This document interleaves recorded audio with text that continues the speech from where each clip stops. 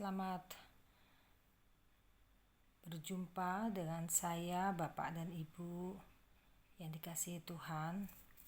Perkenalkan, saya Merta Stanggang, istri dari Paul Stompul, di mana saya ingin berbagi pengalaman saya dan keluarga saat kami terinfeksi virus corona di bulan Agustus.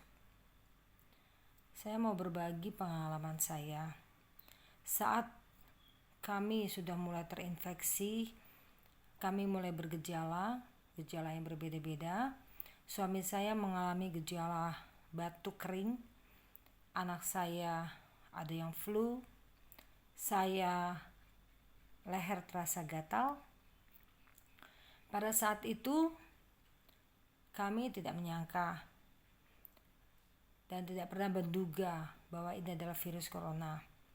Kami menjaga tubuh kami dengan meminum madu, minum vitamin C, multivitamin, dan juga omega 3. Kami coba minum untuk dapat meningkatkan imun tubuh kami, dan juga minum obat yang mengganggu, seperti suami saya minum obat batuk, anak-anak saya minum obat flu. Namun karena tidak membaik, tambah lagi ada demam, akhirnya suami saya ke dokter. Kalau saya, begitu saya merasa badan saya nyeri, mulai tidak enak badan, saya baru langsung memutuskan pergi ke dokter. Itu masih di hari pertama untuk saya nyeri badannya, saya langsung ke dokter. Suami saya dengan beli obat batuk, tapi setelah minum obat batuk tidak membaik, 2-3 hari kemudian karena demam, dia ke dokter, dikasih obat demam, dikasih obat batuk, ternyata tidak membaik juga. Karena sudah 5 hari, akhirnya suami saya dan saya serta anak saya yang nomor 1, kami periksa darah untuk memastikan apa penyebabnya.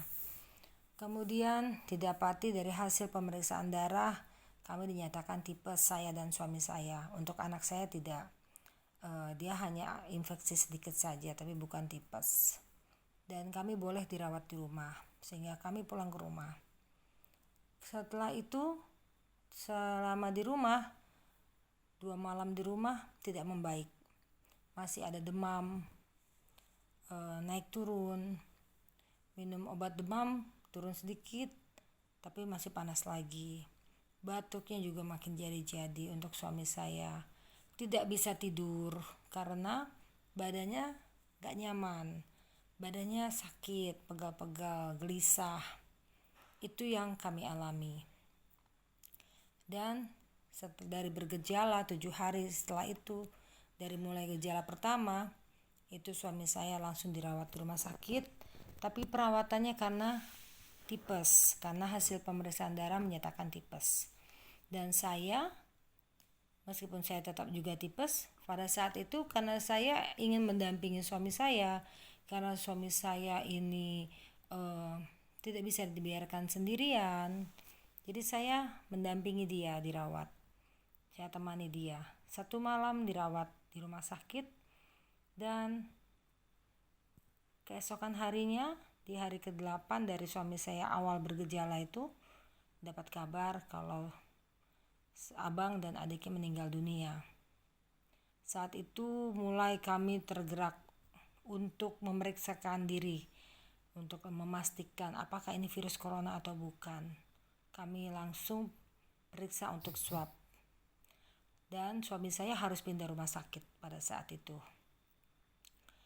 Pindah rumah sakit, diperiksa toraks dan darah, dan dari sana kelihatan ada infeksi di paru-paru, ada flek, dan suami saya fleknya banyak, infeksinya juga cukup tinggi. Dan akhirnya kami diisolasi karena kondisi suami saya harus dirawat di rumah sakit yang memiliki fasilitas lebih untuk COVID, karena suami saya punya penyakit jantung sebelumnya. Dan juga mengingat usia di atas 50. Suami saya berusia 54 tahun. Dan satu malam kami dirawat, suami saya mengalami penurunan kondisi fisik. Dia mulai darahnya untuk diinfus sulit untuk mengambil jalur darah karena darahnya nggak keluar lagi. Kemudian pada saat diisolasi dia tidak bisa buang air kecil, sehingga saya minta untuk dipasang kateter. Dan kemudian suami saya juga mengalami diare. Kemudian nafasnya sudah mulai terasa berat. Tapi kalau ditanya apakah Bapak sesak nafas, dia mengatakan saya tidak sesak. Tapi yang terjadi adalah dia bernafas nafas pendek. Dan saya sendiri pada saat itu saya punya badan itu kaki saya sudah merah, bintik-bintik merah seperti orang sakit TBD.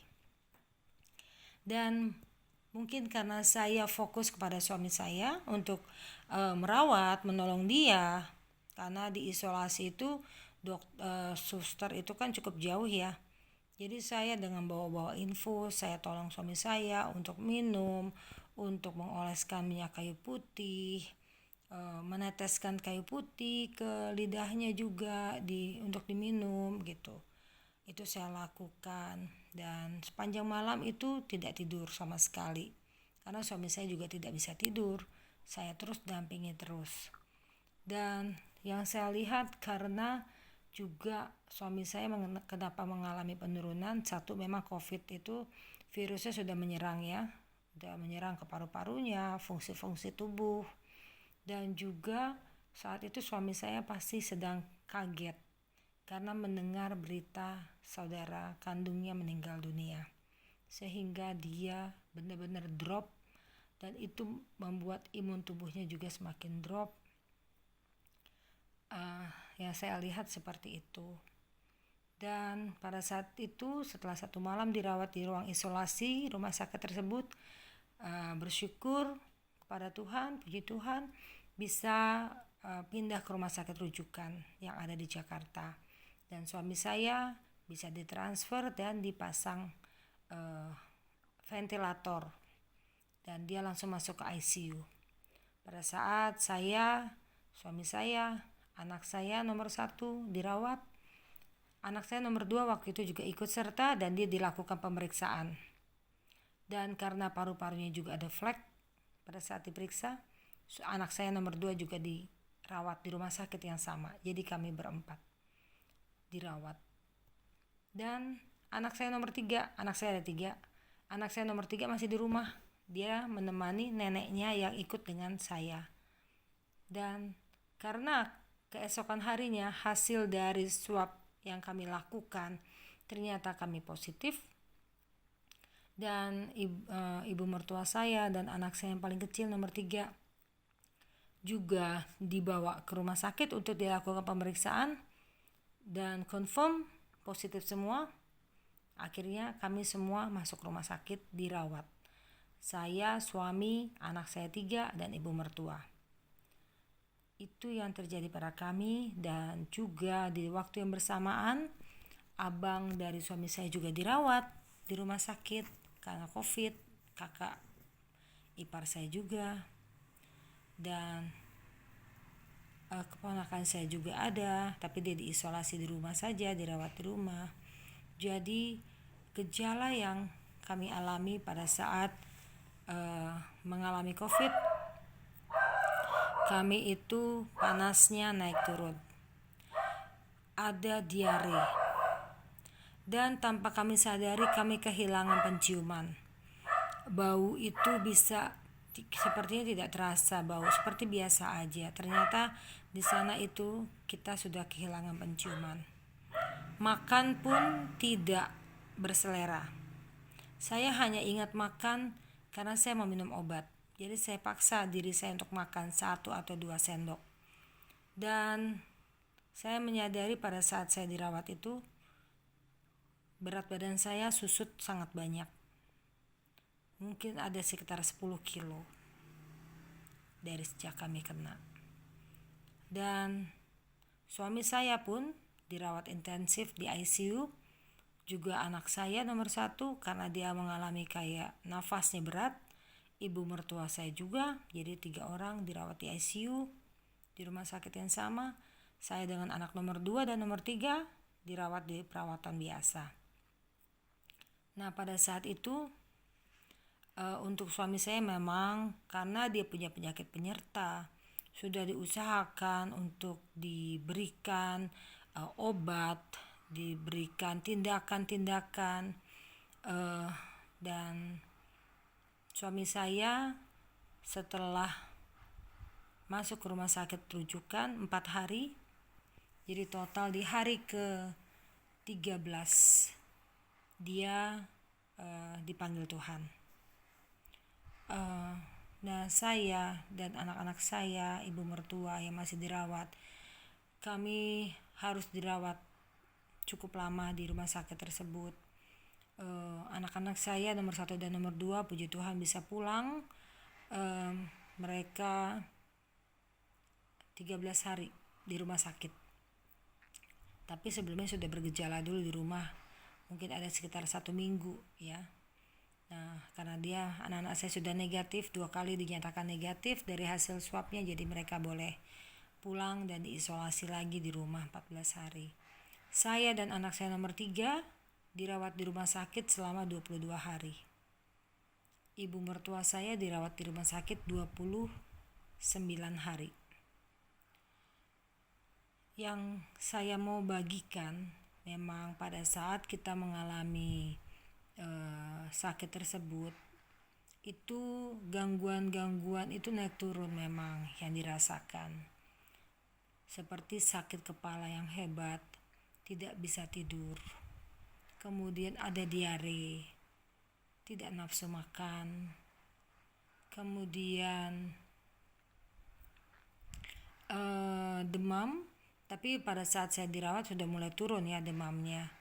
Tapi gejala-gejala lain masih ada, suka timbul, nafasnya kok kayaknya berat, berbicara juga kelihatan berbeda ya pastinya, karena nafasnya berat, mudah lelah, capek. Itu yang saya rasakan sampai sebelum saya pulang, mungkin ada sekitar 5 hari sebelum pulang, itu sakit kepala saya sudah mulai tidak terasa. Tapi sebelumnya itu selalu terasa. Bangun dari tidur pagi itu kepala seperti berat gitu ya. Kayaknya berat banget gitu. Kalau dikira mungkin kurang minum, sudah coba minum banyak.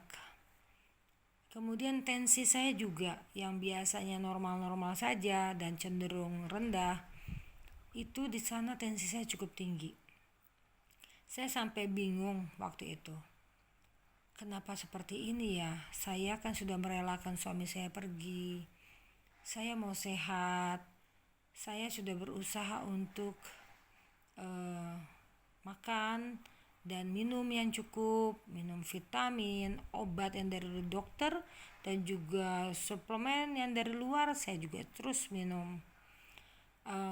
Tapi di situ memang gejala ataupun efek-efek itu memang ada yang masih suka timbul. Jadi di sini saya mau berbagi, yang paling penting adalah kita menjaga hati kita, menjaga semangat kita untuk tidak patah. Itu sangat penting, karena kalau kita sedih, kita patah semangat, kita terlalu banyak yang kita pikirkan, itu ternyata membuat imun tubuh kita jadi drop, dan juga kitanya jadi lambat untuk bisa recover, bisa sembuh. Itu yang saya alami. Kemudian selalu mengucap syukur, berusaha untuk lihat yang menggembirakan gitu ya, meskipun pada saat itu pasti sulit saya untuk gembira. Sementara suami saya meninggal, bagaimana saya mau gembira? Tapi yang saya lihat juga anak-anak saya harus sehat, saya harus sehat, saya harus mendampingi anak-anak saya sampai mereka besar, mereka sudah berhasil. Itu menjadi doa saya kepada Tuhan. Dan itu yang membangkitkan semangat saya sampai saya diizinkan untuk pulang. Pada saat itu, bahkan setelah 22 hari saya dirawat di rumah sakit dan sudah diswab 5 kali. 4 kali di rumah sakit diswab itu masih positif. Tapi karena sudah 22 hari dan dilihat 5 hari terakhir itu juga saya tidak bergejala, mungkin ya sepertinya dilihat seperti itu. Akhirnya saya diizinkan pulang karena di rumah sakit banyak virus. Yang dikhawatirkan kalau saya kelamaan di rumah sakit, saya bisa terinfeksi dari virus yang ada di sana. Kedua, dikatakan virus itu sudah lemah. Virus itu dalam tubuh saya sudah mati, hanya tinggal bangkai virus, kata dokter. Sehingga itu yang menyebabkan kenapa hasil swabnya masih terbaca positif. Ya, saya harus isolasi lagi di rumah, saya ikuti isolasi di rumah. Baru di swab lagi yang kelima, itu masih positif juga. Nunggu lagi sekitar 1 minggu kemudian, dan puji Tuhan swab yang ke-6 dan ke-7 itu sudah negatif. Nah, yang mau saya bagikan di sini bagi Bapak dan Ibu, jika ada yang mengalami hal yang sama seperti saya, jangan pernah patah semangat. Selalu percaya Tuhan yang Maha Kuasa. Kalau Tuhan izinkan itu terjadi pada diri kita, Tuhan akan bertanggung jawab atas diri kita. Tuhan akan memberikan pertolongannya kepada kita. Tuhan akan sembuhkan kita. Hanya pegang iman, percaya sama Tuhan, bersandar kepada Tuhan. Kemudian terus jaga hati untuk bisa tetap bersukacita. Jangan patah semangat. Ya, hati yang gembira adalah obat yang manjur. Itu terbukti. Dan lakukan hal-hal yang positif, ya, tetap ikuti anjuran dokter, minum vitaminnya yang diberikan oleh dokter.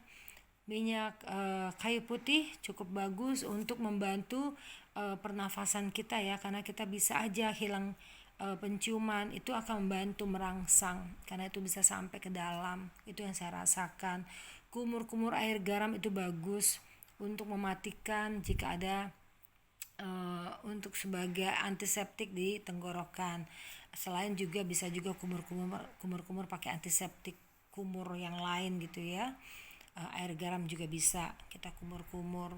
Banyak minum air putih, istirahat yang cukup. Memang sulit, saya mengalami pada saat saya pulang ke rumah itu gak bisa tidur. Cukup lama saya gak bisa tidur, tidurnya kacau.